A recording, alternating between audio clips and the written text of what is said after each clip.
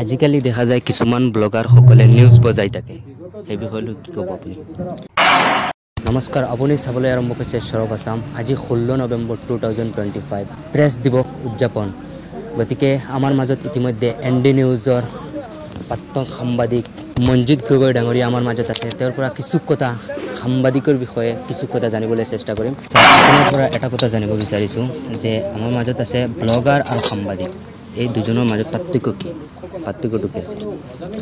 সাংবাদিকৰ ধাৰণাটো আচলতে বেলেগ ব্লগাৰটো হৈছে আজিকালি ডিজিটেল মিডিয়াৰ উত্তৰণৰ লগে লগে কিছুমান কণ্টেণ্ট ক্ৰিয়েটৰ বা ছ'চিয়েল মিডিয়া ইনফ্লুৱেঞ্চাৰ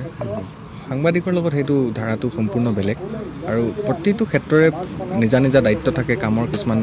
ধাৰা বেলেগ হয় গতিকে ব্লগাৰৰ কাম ধুনীয়াকৈ কৰি যাওক তেওঁলোকে সঠিক পথেৰে ৰাইজৰ সহায় কৰে ৰাইজক তথ্য দেখুৱাওক ৰাইজক এণ্টাৰটেইন কৰি থাকক মনোৰঞ্জন দিয়ক আৰু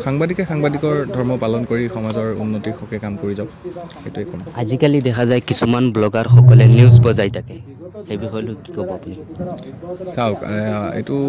ভাৰতীয় সংবিধানে দেশৰ প্ৰত্যেকজন নাগৰিককে দিয়া এটা অধিকাৰ বাক স্বাধীনতাৰ অধিকাৰ গতিকে ব্লগাৰে হওক বা এজন সাধাৰণ নাগৰিক হিচাপে হওক যিকোনো এটা বিষয়ত নিজৰ মত আচলতে সাংবিধানিক গণ্ডিৰ ভিতৰত থাকি প্ৰকাশ কৰাৰ অধিকাৰ যিহেতু সকলোৰে আছে গতিকে এই ক্ষেত্ৰত বিশেষ ক'বলগীয়া একো নাথাকে সকলোৰে একে সম অধিকাৰ থাকে স্যাৰ আৰু এটা কথা জানিব বিচাৰিছোঁ যে কোনোবা ব্লগাৰে যদি লগোটোত তেওঁৰ চেনেলটোৰ নাম ব্লগ চেনেলটোৰ নাম লিখে আৰু সেই মানে লগোটো ইউজ কৰিব পাৰিব নেকি সেইটোতো এতিয়া মই ক'ব নোৱাৰিম কাৰণ এইটো এটা বেলেগ বিষয় হৈ যায় আচলতে তেওঁ সংবাদ প্ৰতিষ্ঠানৰ যদি হয় তেতিয়া বেলেগ কথা বা তেওঁ নিজা উদ্যোগতো তেনেকৈ অডিঅ'ৰ কাৰণে ল'ব পাৰে বেলেগ কথা থাকে আচ্ছা আপুনি মোৰ সৰব আসাম চেনেলৰ বিষয়ে একটু কি ক'ব সৰব আসাম চেনেল কি ক'ম সকলোকে ক'ম